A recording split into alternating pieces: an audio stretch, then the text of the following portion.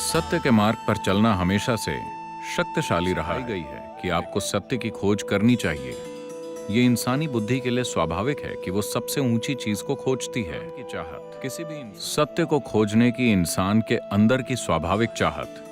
बात सिर्फ इतनी है कि हमें उसे दिखाना होगा कि शराब के नशे से ऊंची चीज भी होती है, ड्रग्स से ऊंची चीज भी होती है, सामाजिक नाटक में फंसने से ऊंची चीज भी होती है, और किसी से बेहतर बनने की होड़ में भागने से ऊंची चीज भी होती है। हमें बस उसे ये दिखाना होगा, हमें उसे ये समझाना होगा कि एक ज्यादा ऊंची संभावना मौजूद है। पर अब वक्त आ गया है।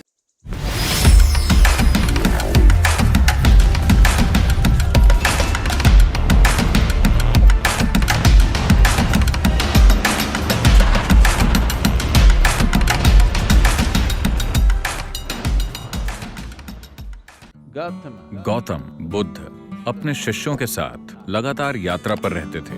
उन्होंने नियम बनाया था कि मॉनसून के मौसम के दौरान उन 2.5 महीनों के लिए आप एक ही जगह पर रह सकते हैं। उन सन्यासियों और भिक्षुओं के लिए जो उनके साथ थे, एक नियम था कि आपको 2 दिन से ज्यादा किसी भी जगह पर नहीं रहना चाहिए। आमतौर पर भिक्षुओं को कई घरों में आसरा दिया जाता था, इसलिए उन्होंने ये नियम बनाया कि 2 रात से ज्यादा आप एक घर में नहीं रह सकते, वरना उस परिवार पर काफी बोझ पड़ेगा। वो 10 लोगों को आसरा दे रहे हैं, आप वहां 1 महीने के लिए मत रुकिए, सिर्फ 2 दिन, इसलिए क्योंकि आप इतना लंबा सफर तय करके आए हैं, थोड़ा आराम मिल जाए। लेकिन मॉनसून के मौसम के दौरान उन्होंने कहा कि 2 से 2.5 महीने तक आप एक ही जगह पर रह सकते हैं। मॉनसून के मौसम के दौरान जंगलों के रास्तों से होकर गुजरना खतरनाक होगा, कई लोगों की जान भी जा सकती है। तो ये एक ऐसा ही समय था। वो एक बड़े शहर में ठहरे भिक्षु लोगों से भिक्षा मांगने के लिए बाहर निकले।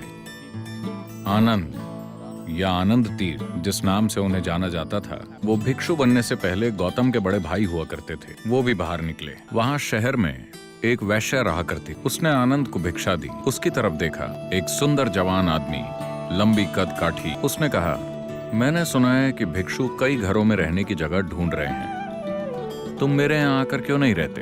मुझे कोई दिक्कत नहीं है। आनंद ने कहा, लेकिन मुझे बुद्ध से पूछना होगा।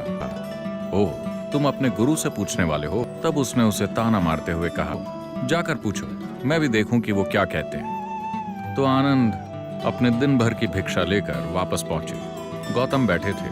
वो आए और उन्होंने भिक्षा उनके चरणों में रख दी। सारे लोग जहां भी जाएं, उन्हें भोजन और रहने की जगह का इंतजाम करना। आनंद ने पूछा, इस तरह ये महिला मुझे न्योता दे रही है, क्या मैं वहां रह सकता हूँ? गौतम ने कहा, अगर वो आपको इतने प्यार से आमंत्रित कर रही है तो आपको वहां जाकर रहना चाहिए। शहर के लोग जो वहां बैठे थे, उन्होंने कहा, क्या एक सन्यासी जाकर एक वैश्या के घर में रहेगा? ये आध्यात्मिक प्रक्रिया भ्रष्ट हो गई है। गौतम ने उन्हें देखा और कहा, आप इतने परेशान क्यों हो रहे हैं? वो महिला इन्हें न्योता दे रही है, इन्हें वहां रहने दीजिए, इसमें परेशानी क्या है? वो सभी खड़े होने लगे और उन्होंने चिल्लाना शुरू कर दिया। उन्होंने कहा, रुकिए, अब आप मुझसे कह रहे हैं कि उसके तरीके मेरे तरीकों से ज्यादा शक्तिशाली हैं? मैं इस मार्ग पर हूं क्योंकि मुझे लगता है कि ये जीने का सबसे शक्तिशाली तरीका है। अगर यही सच है तो मैं भी जाकर उसके साथ शामिल हो जाता। मैं यहाँ हूँ क्योंकि मुझे लगता है कि ये जीने का सबसे अनमोल और शक्तिशाली तरीका है। अगर आपको लगता है कि उसके तरीके मेरे तरीकों से बेहतर हैं, तो मुझे भी वहां जाकर शामिल हो जाना चाहिए, क्योंकि अगर आप एक सच्चे साधक हैं तो ऐसा ही होना चाहिए। अगर आपको कहीं ज्यादा ऊंची चीज मिलती है तो आपको वहां जाना चाहिए।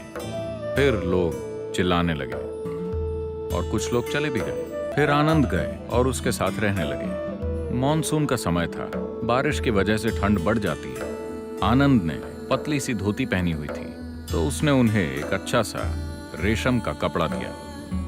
उन्होंने खुद को ढक लिया। उसने बढ़िया खाना बनाया और उन्हें परोसा।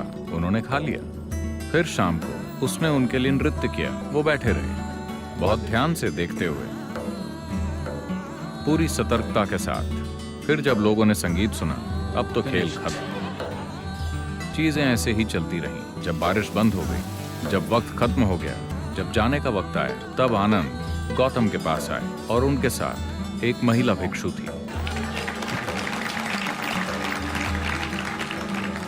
सत्य के मार्ग पर चलना हमेशा से शक्तिशाली रहा है, लेकिन कई बार ये ऊंचाइयों तक पहुंचा है पर कभी मुख्य धारा नहीं बना। किसी भी इंसान को अगर एक मौका दिया जाए ये चुनने का कि या तो यहाँ रहिए या वहां, तो वो हमेशा कहेगा मैं वहां रहना चाहता हूँ। अभी हो सकता है कि वो यहाँ फंसा हुआ हो, पर उसकी इच्छा हमेशा सबसे ऊंची जगह पहुंचने की होती है।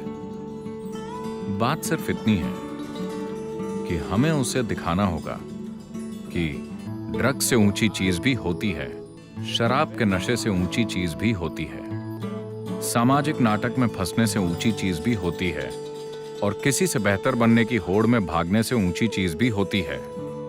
हमें बस उसे यह दिखाना होगा, हमें उसे यह समझाना होगा कि एक ज्यादा ऊंची संभावना मौजूद है।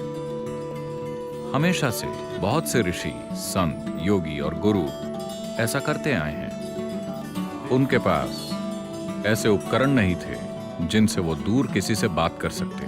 वो सिर्फ इतने ही लोगों से बात कर पाते। इसके बावजूद उन्होंने जबरदस्त काम किए। उन्होंने अपने आसपास के लाखों लोगों को सत्य के मार्ग पर अग्रसर किया और सत्य की शक्ति का एहसास कराया। पर अब वक्त आ गया है जहां कम्युनिकेट करने की हमारी क्षमता इतनी बढ़ गई है कि हम सत्य को घर घर तक पहुंचा सकते हैं।